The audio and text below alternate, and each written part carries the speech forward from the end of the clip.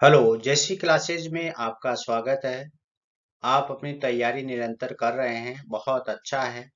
लेकिन तैयारी को बीच बीच में परख कर लेना आवश्यक है, ताकि हमें ज्ञात हो जाए कि किस तरह की कमी अभी हम में है। आज हम संविधान से संबंधित कुछ महत्वपूर्ण टॉप 15 क्वेश्चंस आपके सामने लेके आ रहे हैं, जो कि आपको ये ज्ञात करवाएगा कि आपका जो तैयारी है वो किस स्तर की चल रही है। क्योंकि बिना परीक्षा के, बिना एग्जाम के, बिना आपके परीक्षण के आपकी तैयारी अधूरी है। चाहे आप कितना भी अच्छी तैयारी कर रहे हैं, लेकिन अगर आप समय समय पर परीक्षण कर लेते हैं तो आपको ये ज्ञात हो जाता है कि आपका तैयारी बहुत अच्छा है।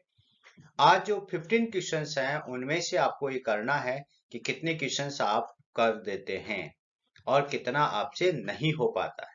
प्रश्न के बाद हम आंसर की बात करेंगे, लेकिन उससे पहले आप अपनी पेन और कॉपी में ये लिख लें कि मेरे तरफ से ये आंसर सही होना चाहिए।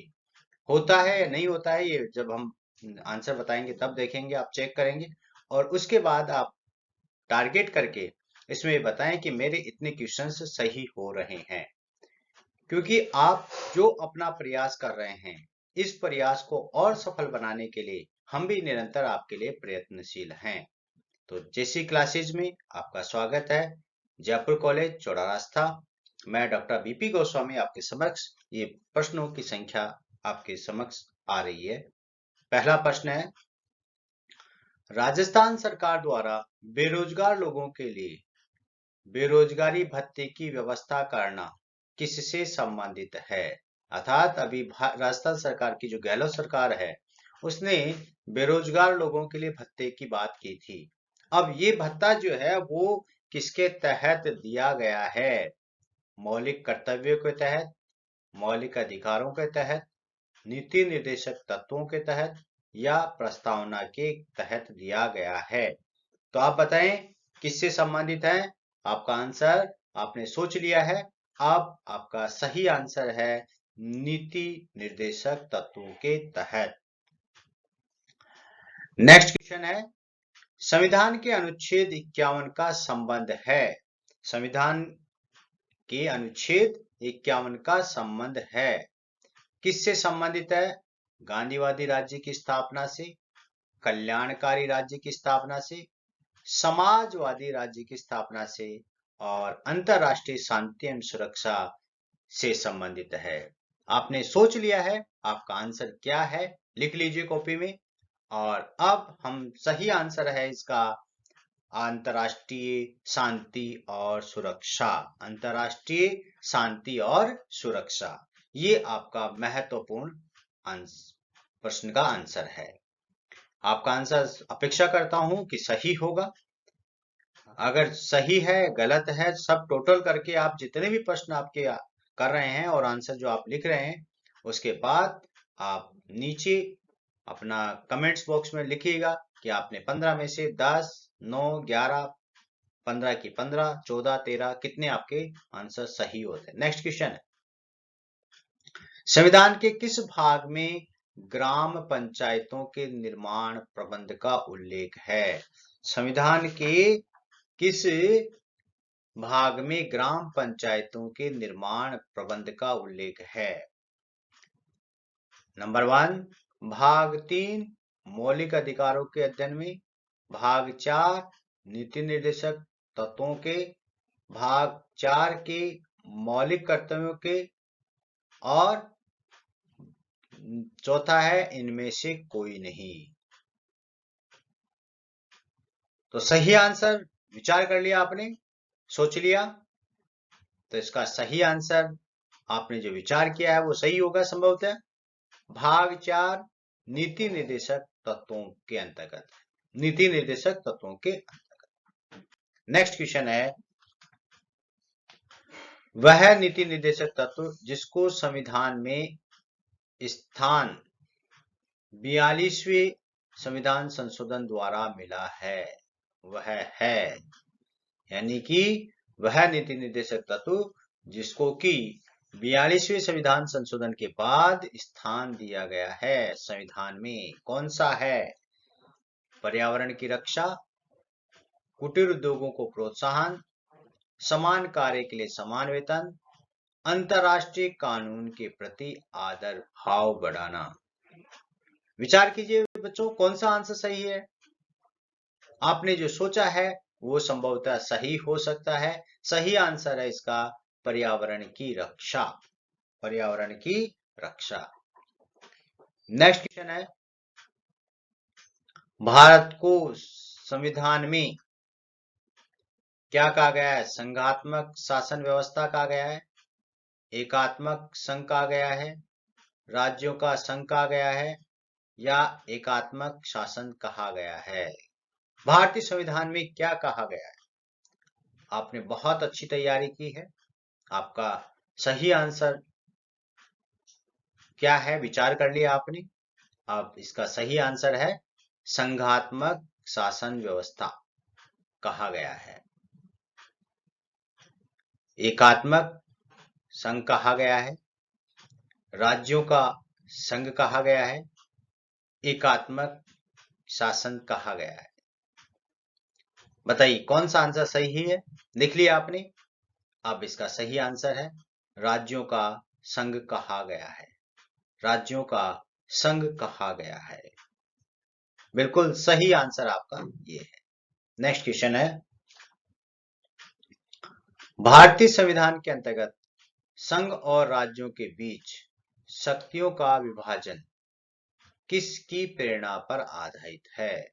यानी भारतीय संविधान के अंतर्गत राज्य और केंद्र के बीच में जो शक्तियों का बंटवारा है वो किस देश के संविधान से उसको लिया गया है या किस देश के प्रेरणा पर आधारित है?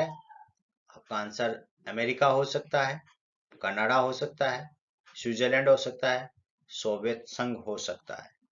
सही आंसर आपने सोच लिया है, आपने नोट डाउन कर लिया है अपनी कॉपी के अंतर्गत। तो इसका सही आंसर है कनाडा। सही आंसर है कनाडा। नेक्स्ट क्वेश्चन, भारतीय संविधान में समवर्ती सूची किस देश से ली गई है?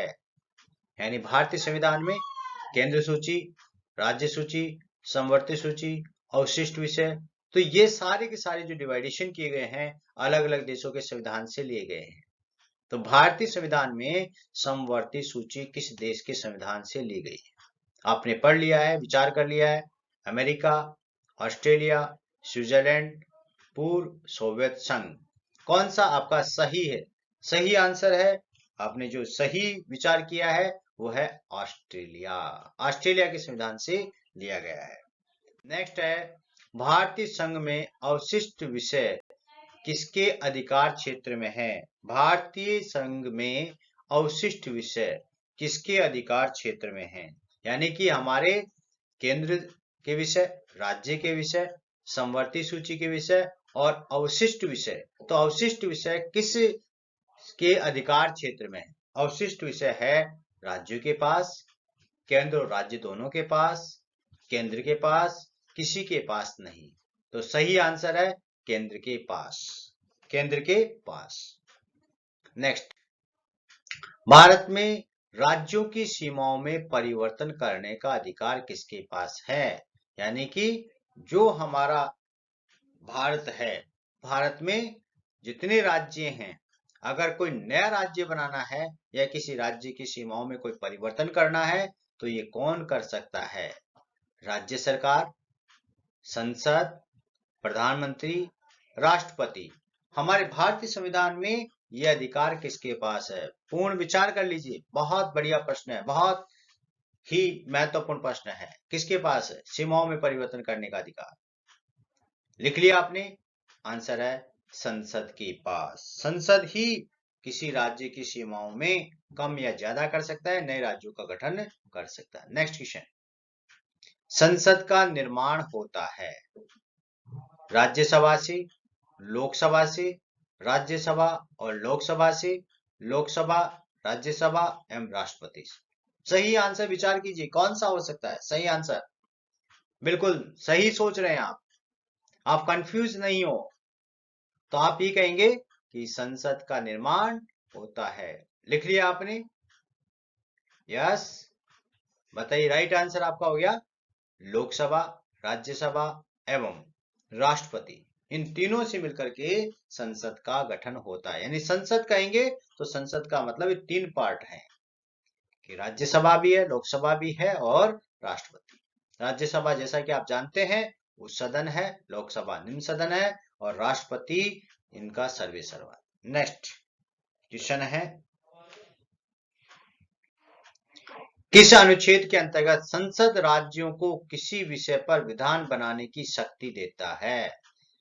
किस अनुच्छेद के अंतर्गत संसद राज्यों को किसी विषय पर विधान बनाने की शक्ति देता है? यानी कि राज्य भी विधान बना सकते हैं। इसके अंतर्गत संसद जो है राज्यों को शक्ति प्रदान कर देती है, लेकिन किस अनुच्छेद के तहत? अनुच्छेद 115, अनुच्छेद 180, अनुच्छेद 221, अनुच्छेद 249। विचार किया आपने, सही कौन सा है बताइए आप, लिख लिया आपने। अब इसका सही आंसर हम बात कर रहे हैं अनुच्छेद 249 के तहत संसद राज्यों को किसी विषय पर विधान बनाने की शक्ति प्रदान करता है। नेक्स्ट, यदि राज्य सरकार केंद्र के निर्देशों का पालन न करे तो संविधान के किस अनुच्छेद के अंतर्गत कार्रवाई की जाएगी?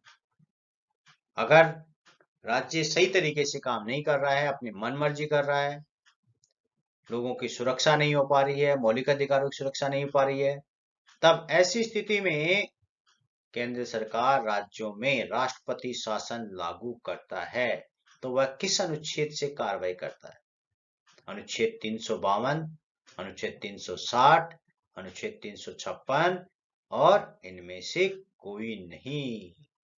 सही आंसर आपने दिमाग में लाया, कौन सा हो सकता है? विचार कीजिए, आप चिंतन कीजिए। 352 हो सकता है, 360 हो सकता है, 356 हो सकता है, इनमें से कोई नहीं। तो सही आंसर लिख लिया आपने कॉपी में। अब लिखिएगा, सही आंसर है अनुच्छेद 356। ये तीनों उपरोक्त जो है राष्ट्रीय और राज्य में राष्ट्रपति शासन लागू करने से संबंधित है। 352 और 360 केंद्र में और 356 राज्य के अंतर्गत। नेक्स्ट क्वेश्चन है, विदेशों से धन उधार ले सकती है? राज्य सरकार ये कहती है भाई पैसा नहीं है, पैसा नहीं है हमारे पास, तो क्या राज्य सरकार ले सकती है? संघ सरकार ले सकती है, संघ तथा राज्य सरकार ले सकती है, दोनों में से कोई नहीं ले सकता। दोनों में से कोई नहीं ले सकता, ऐसा तो नहीं हो सकता, क्योंकि प्रत्येक देश किसी न किसी से उधार तो लेता ही। तो राज्य सरकार, संघ सरकार, संघ तथा राज्य सरकार, इन तीनों में से सही आंसर कौन सा है? तीनों में भी दो आंसर मैं आपको बता देता हूं, राज्य सरकार और संघ सरकार। अब इन दोनों में से सही कौन सा है? विचार किया आपने। विदेशों से धन उधार ले सकती है, विदेशों से धन उधार ले सकती है, बताइए। संघ सरकार। Next question,